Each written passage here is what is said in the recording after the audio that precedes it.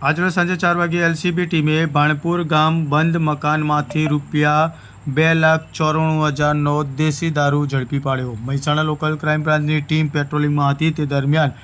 મળતી બાતમીને આધારે રાઠોડ સંજયસિંહ તથા રાઠોડ કલ્પેશસિંહ, કુલદીપસિંહ તથા રાઠોડ વિષ્ણુ ઉર્ફે રઘો કનુસિંહ રહે તમામ ભાથીપુરા ભાણપુર ગામે સાબરમતી નદીના કિનારે દેશી દારૂ પ્લાસ્ટિકના કેરબામાં ભરી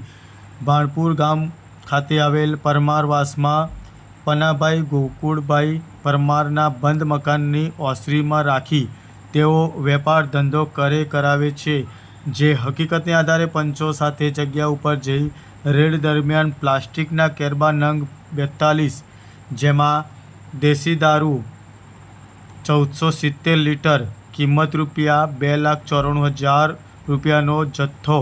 મળી આવેલ અને સદર મકાનની બાજુમાં રહેતા પરમાર જગાભાઈ રેવાભાઈની પૂછપરછ દરમિયાન મકાન પરમાર પન્નાભાઈ ગોકુળભાઈનું હોવાનું અને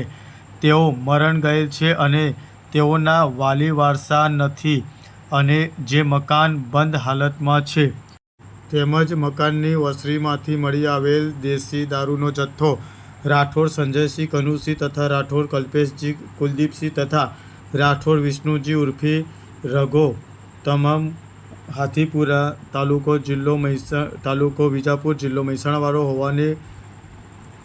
બાતમીને આધારે હકીકતને ત્રણેય ઈસમોને વિરુદ્ધ Vijapur police station prohibition act મુજબનો કાયદેસરની કાર્યવાહી કરી આગળની તપાસ હાથ ધરવામાં આવી છે।